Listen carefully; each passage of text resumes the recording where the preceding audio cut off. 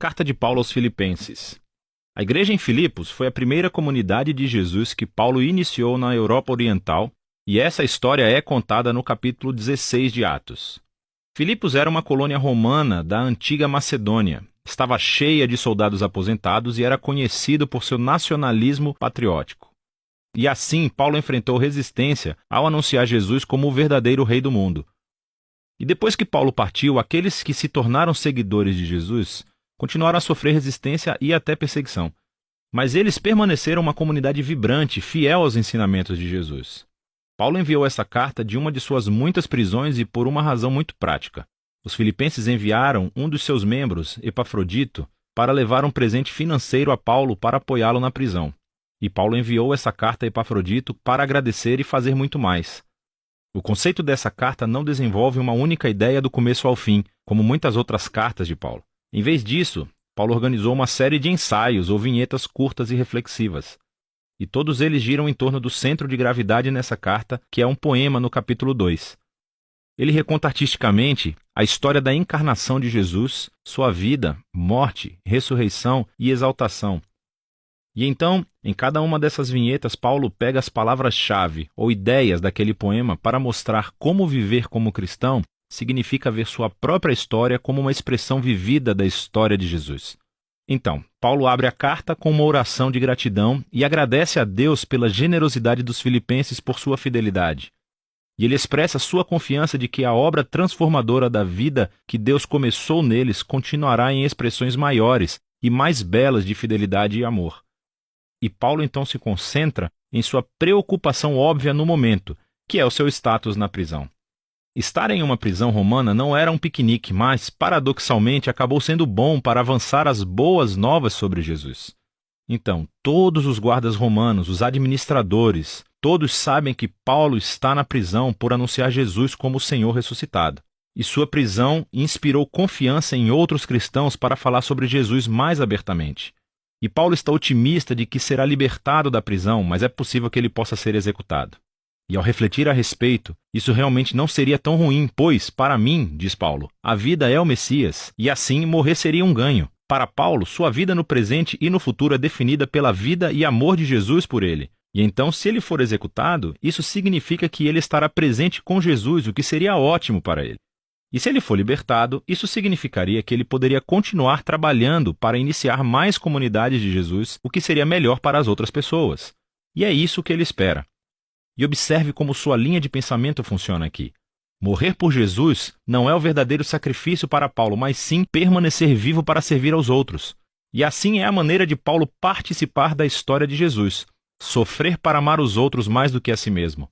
Paulo então se volta para os filipenses e pede que participem do exemplo de Jesus, adotando essa mesma mentalidade. Ele diz que a sua vida como cidadãos deve ser coerente com as boas novas sobre o Messias.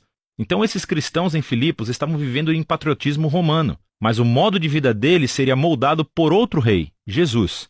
E isso pode trazer perseguição, mas eles não devem ter medo, porque sofrer por estarem associados a Jesus é uma maneira de viver a história do próprio Jesus. O que leva Paulo ao grande poema do capítulo 2. Ele é rico em ecos do texto do Antigo Testamento. Especificamente, a história de Adão e sua rebelião em Gênesis 1 a 3 e os poemas sobre o servo sofredor no livro de Isaías. Vale a pena memorizar este poema. É uma versão maravilhosamente condensada da história do Evangelho. Então, antes de se tornar humano, o Messias pré-existia em um estado de glória e igualdade com Deus. E, ao contrário de Adão, que tentou aproveitar a igualdade com Deus, o Messias optou por não explorar seu status para vantagem pessoal. Em vez disso, ele se esvaziou de status. Ele se tornou humano. Ele se tornou um servo para todos e, mais do que isso, permitiu-se ser humilhado.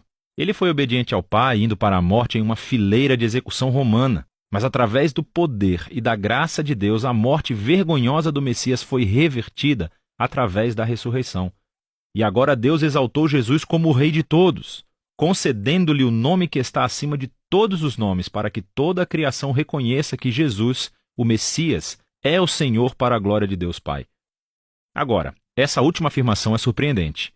Paulo está citando o capítulo 45 de Isaías. É uma passagem em que toda a criação reconhece o Deus de Israel como Senhor. O argumento de Paulo aqui é muito claro. No Jesus crucificado e ressuscitado, descobrimos que o único Deus verdadeiro de Israel consiste em Deus Pai e no Senhor Jesus. E assim, para Paulo, esse poema expressa suas convicções sobre quem Jesus é. E faz mais, oferece o exemplo de Jesus como um modo de vida que seus seguidores devem seguir. E é por isso que Paulo imediatamente conta duas histórias. Primeiro sobre Timóteo, depois sobre Epafrodito, porque ambos são exemplos de pessoas que vivem a história de Jesus. Timóteo é como Jesus porque está constantemente preocupado com o bem-estar de outras pessoas mais do que o seu próprio. E Epafrodito, que os filipenses enviaram com o seu presente, arriscou sua vida para servir Paulo na prisão. Ele ficou tão doente que quase morreu tentando ajudar Paulo. Mas Deus teve misericórdia dele e de Paulo, poupando-o da perda de um amigo. O argumento de Paulo aqui é que esses são os tipos de pessoas que estão vivendo e respirando exemplos da história de Jesus e são dignos de serem seguidos. Paulo então se volta para a sua própria história como um exemplo. Então, aqueles cristãos que estavam exigindo a circuncisão de cristãos não judeus, lembre-se de sua carta aos Gálatas. Essas pessoas ainda estão criando problemas para Paulo e continuam lhe recordando de seu próprio passado, quando ele costumava perseguir os seguidores de Jesus. Quando ele tentou mostrar sua posição correta diante de Deus por sua zelosa obediência às leis da Torá.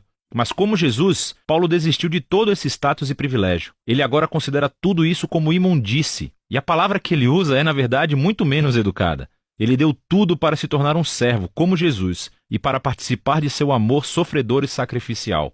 E ele faz tudo isso na esperança de que o amor de Jesus o leve através da morte e a sair do outro lado para a ressurreição. Então Paulo diz que para os seguidores de Jesus, a sua verdadeira cidadania está no céu, o que para Paulo não significa que todos devemos sair da terra e ir para o céu um dia. Pelo contrário, o céu é o lugar transcendente onde Jesus reina como rei. E ele diz que estamos aguardando ansiosamente nosso Salvador real para descer de lá e retornar aqui para trazer seu reino de justiça curativa e amor transformador para fazer uma nova criação. Paulo então desafia os filipenses a continuarem vivendo a história de Jesus. Ele primeiro se dirige a duas mulheres líderes proeminentes da igreja que trabalham ao lado de Paulo, e elas estão em algum tipo de conflito, e por isso Paulo pede a elas que sigam o exemplo de humildade de Jesus, reconciliem-se e se tornem unidas. Paulo então insta os filipenses a não cederem ao medo, apesar de sua perseguição, para depositar toda a sua emoção e suas necessidades em Deus, que lhes dará paz. E essa paz, diz Paulo, vem concentrando seus pensamentos no que é bom, verdadeiro e amável. Há sempre algo a reclamar, mas um seguidor de Jesus sabe que toda a vida é um dom e pode escolher ver beleza e graça em qualquer circunstância da vida, o que leva Paulo à sua conclusão.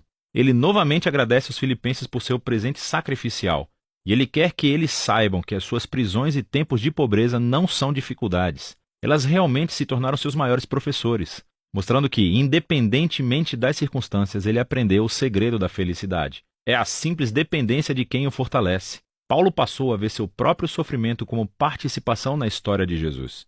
A carta aos Filipenses nos dá uma janela única para o coração e a mente de Paulo.